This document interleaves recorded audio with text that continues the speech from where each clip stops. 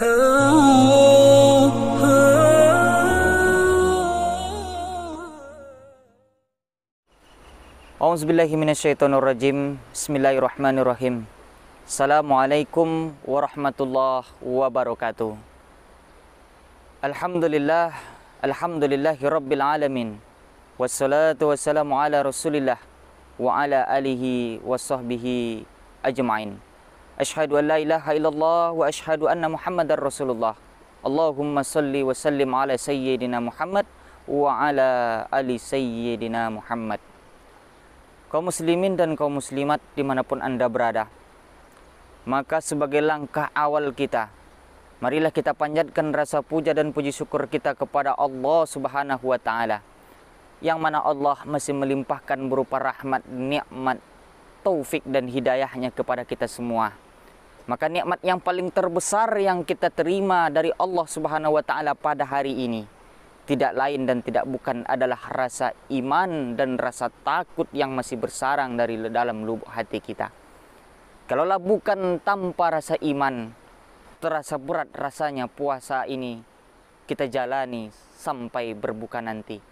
Kalaulah bukan tanpa iman, maka begitu banyak godaan-godaan yang membuat kita tidak mau beribadah di dalam bulan Syahrul Ibadah ini.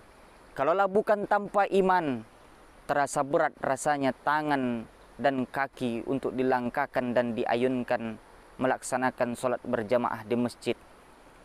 Maka oleh karena itu, sebagai seorang yang beriman, sebagai orang yang bertakwa, sebagai orang yang ada rasa takut kepada Allah, maka mari kita panjatkan rasa syukur kita kepada Allah Subhanahu wa Ta'ala. Selanjutnya, belakang daripada itu, kita bersolawat kepada akhirul anbiya wa imamur rasul akhrajan nas minaz zulumati ilan nur. Dialah akhir daripada sekalian nabi, wa imamur rasul, imam daripada sekalian rasul, wa akhrajan nas minaz zulumati ilan nur, dan beliau adalah panutan umat sekalian.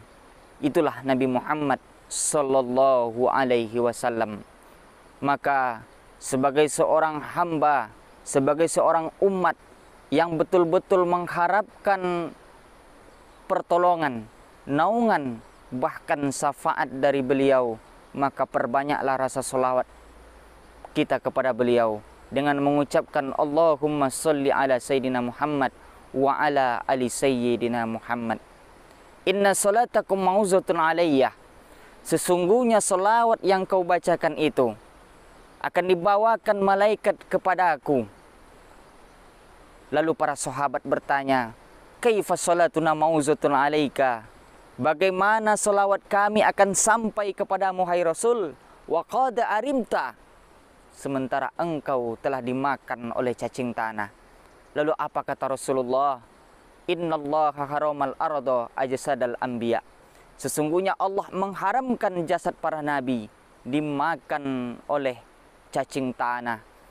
14 abad yang lalu, kurang lebih 1400 tahun yang lalu, Nabi telah meninggal, telah wafat, tapi solawat kita hari ini datang disampaikan oleh para malaikat sampai nun jauh di Al-Madinah Al-Munawwarah, sampai ke makamnya Rasulullah sallallahu alaihi wasallam.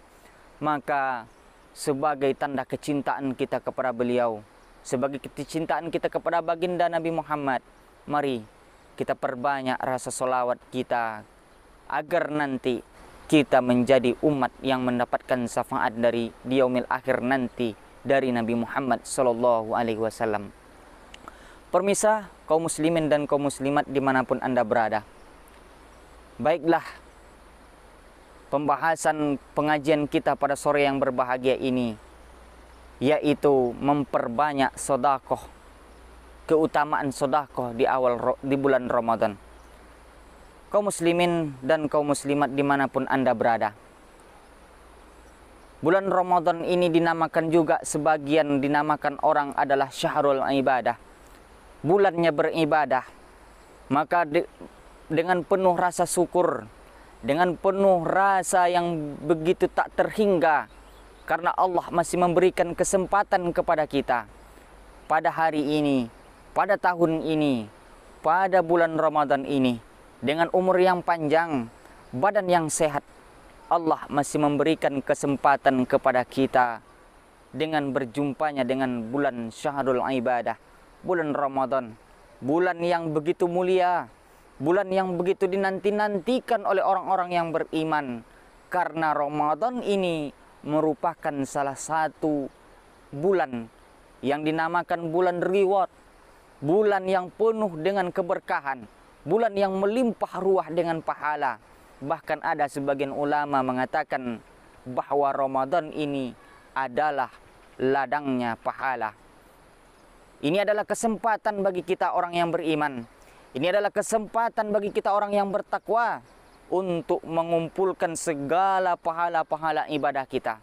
Salat malam kita, qiyamul lail, mulai dari tahajud, witir, salat sunat taubat, salat sunat hajat, bahkan sampai nanti salat berjamaah, salat tarawih, witir dan lain sebagainya.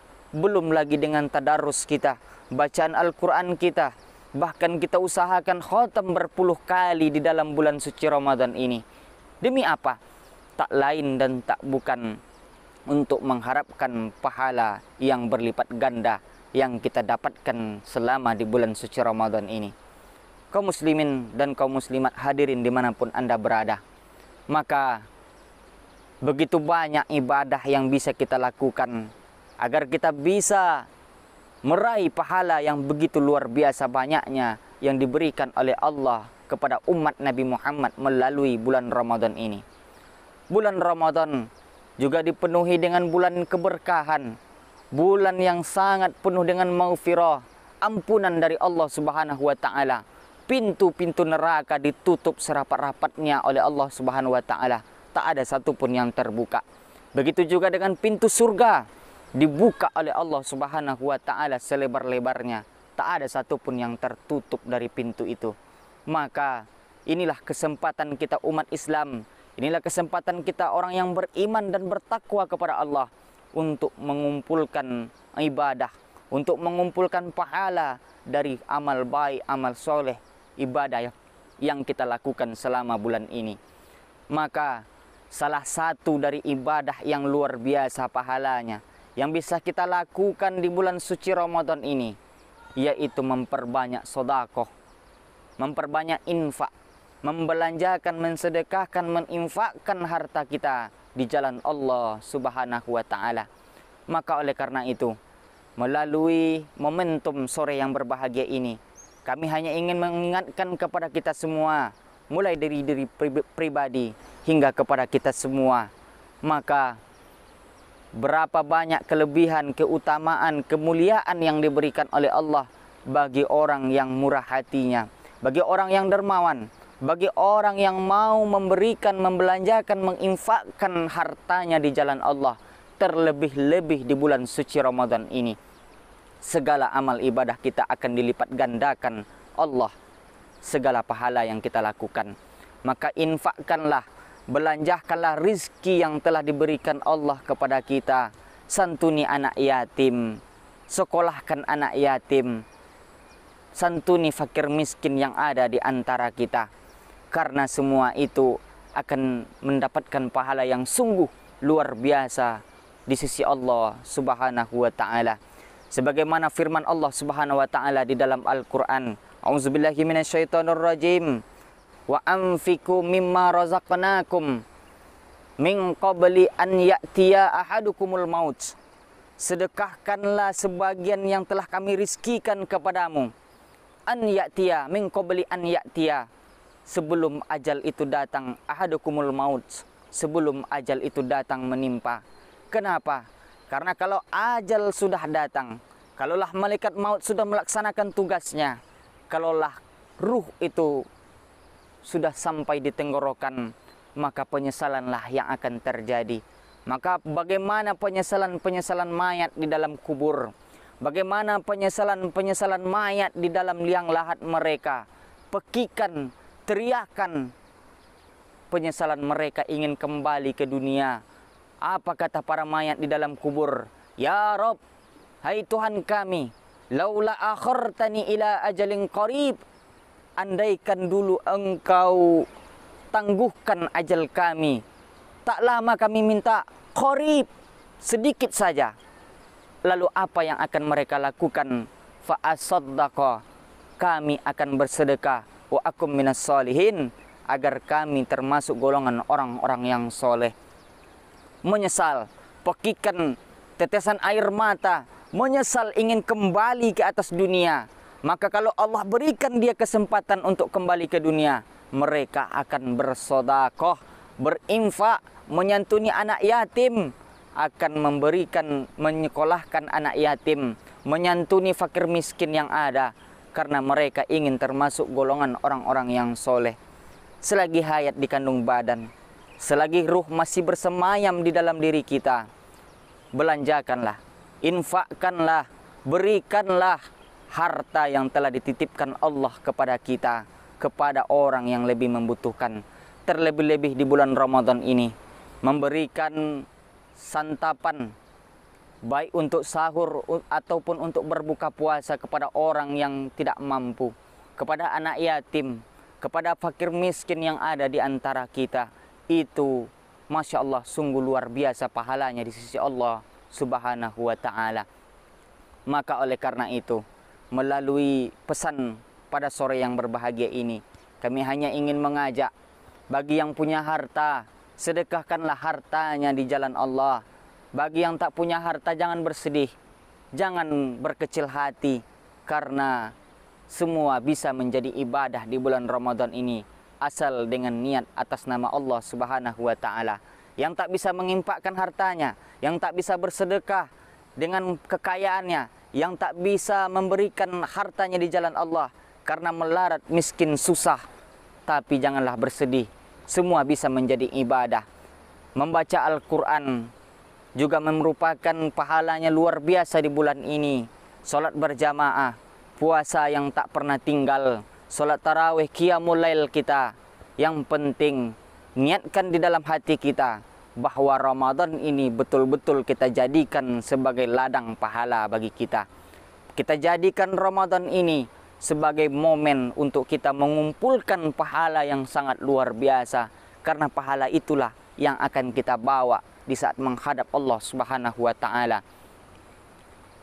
Karena kita saatnya kembali kepada Allah Subhanahu wa ta'ala, tak ada dan tak ada yang bisa kita bawa selain daripada amal ibadah. Harta akan tinggal, pangkat jabatan akan tinggal, keluarga, istri, anak yang katanya buah hati belayan jiwa, sampai pada masanya akan kembali menghadap Allah. Tak akan ada yang mau menemani. Baik istri yang begitu dicintai, baik anak yang begitu disayangi, mereka akan meninggalkan sampai pada masanya. Karena kita akan menghadap Allah Subhanahu wa ta'ala. Wala ji'tu mina furoda.